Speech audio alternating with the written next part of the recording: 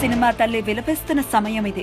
తెలుగు సినిమాను సుసంపన్నం చేసిన మహనీయుల ఆత్మలు రోధిస్తున్న సమయం ఇది. కుటీర పరిశ్రమగా ఉన్న సినీ పరిశ్రమను ఓ మహా పరిశ్రమగా తీర్చిదిద్దటానికి ఎంతమంది మహా కళాకారులు ఎంత కష్టపడ్డారో చెప్పాలి అంటే ఓ పెద్ద గ్రంథమే అవుతుంది. వాళ్లు నడిచిన రాళ్లు ముళ్ళు బాటలే ఈ రోజున ఇప్పుడు ఎదుగుతున్న కళాకారుల సుఖమయ ప్రయాణానికి మార్గాలయ్యాయి. ఈ విషయాన్ని మర్చిపోయి నైతిక విలువలకు తిలోదకాలిచ్చి మాదక ద్రవ్యాల బారిన పడి తెలుగు సినిమా ఔన్నత్యాన్ని కాలరాస్తున్నారు ప్రస్తుతం కొందరు వ్యక్తులు. 1932లో భక్త ప్రహ్లాదతో మొదలైన తెలుగు సినిమా అక్కినేని నందమూరి ఆగమనంతో కొత్త రూపు సంతరించుకుంది. క్రమశిక్షణకు మారుపేరుగా నిలిచి 35 ఏళ్ల పాటు తెలుగు సినిమాకు వినూత్న శోభను తెచ్చిపెట్టారు ఎన్టీఆర్, ఏఎన్ఆర్. వేలల్లో ఉన్న తెలుగు సినిమా మార్కెట్ ని కోటి రూపాయల స్థాయికి పెంచి కోట్లాది మందికి ఆసరానిచ్చే గొప్ప పరిశ్రమ స్థాయికి తీసుకెళ్లారు. వారి తర్వాత తరం వారైన కృష్ణ, శోభన్ బాబు, కృష్ణంరాజు, చంద్రమోహన్, మురళీమోహన్, చిరంజీవి, బాలకృష్ణ, నాగార్జున, వెంకటేష్ తదితర స్టార్లు కూడా అదే క్రమశిక్షణతో తెలుగు సినిమాను మరింత ఎత్తులో నిలిపారు. నాటి సినీ సాంకేతిక నిపుణులు కూడా తెలుగు సినిమాపై ప్రజల్లో గౌరవాన్ని పెంచేలా చేశారు. కానీ ఇప్పటి తరంలో కొందరు అందుకు పూర్తిగా విరుద్ధం.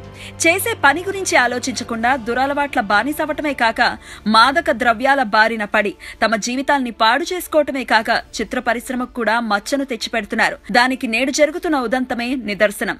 ఒకడు అలవాటు చేసుకోవటం, దాన్ని ఇంకొకడికి నేర్పటం, ఇలా తా చెడ్డ కోతి వనం మొత్తం చెరిచింది అన్న చందాన అందరికీ ఆ గజ్జిని అంటించటం.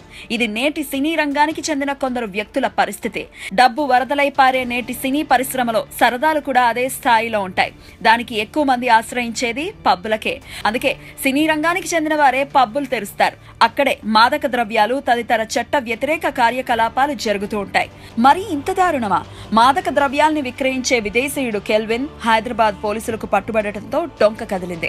వాణ్ణి 4 తగిలించేసరికి వరుసగా రవితేజ, సుబ్బరాజు, పురి జగన్నాథ్, నవదీప్, చాంకే నాయుడు, చార్మి, ముమాద్ ఖాన్, నందు, ఆర్ట్ డైరెక్టర్ చిన్న, తరుణ్, తనీష్ ఇలా డ్రగ్స్ కి అలవాటు పడి తన దగ్గర డ్రగ్స్ కొనుక్కుంటున్న అందరి పేర్లు చదివాడు.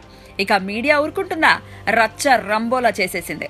తెలుగు సినిమాకే మచ్చ తెచ్చిన ఇలాంటి వారిని ఏం చేయాలి అని పరిశ్రమకు చెందిన వారు అనుకుంటూ ఉంటే సినీ పరిశ్రమ అంటే ఇంతేరా అంటూ ఎగతాళిగా మాట్లాడుకుంటున్నారు అందరూ. మొత్తం 12 మంది సినీ ప్రముఖులకు హైదరాబాద్ పోలీసులు నోటీసులు జారీ చేశారు. ఈ నెల 19 నుంచి 27వ తారీఖు లోపు తమంతట తాము వచ్చి లొంగిపోతే సరే, లేకపోతే నిర్దాక్షిణ్యంగా అరెస్ట్ చేసి తీసుకెళ్లాల్సి వస్తుందని Telangana excise enforcement director Akun Sabharwal warning కూడా జారీ చేశారు.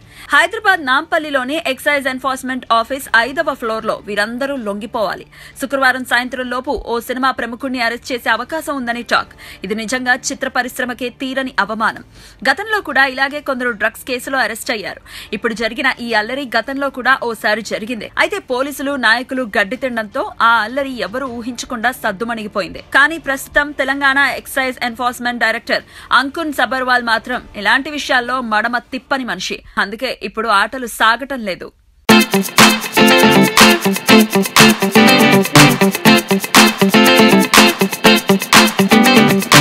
Thank you.